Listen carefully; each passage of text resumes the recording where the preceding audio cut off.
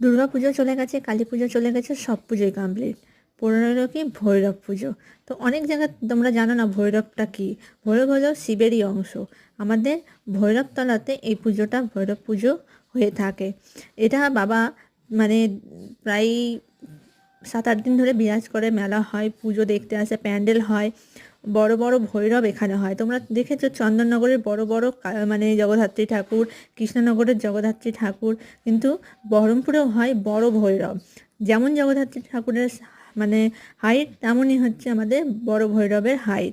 ওটা তো একটা বড় ভৈরব, তো অনেক বড় ভৈরব বেরোয়।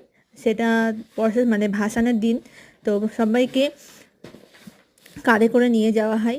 ওটাও দেখার বিষয়, পুজোটাও দেখার বিষয়। হর হর মহাদেব বলাই যায়। ভৈরব পুজোতে অতটা চল নেই, অনেকে জানো না, তাই যেটুকুনি জানি তোমাদের সঙ্গে শেয়ার করলাম।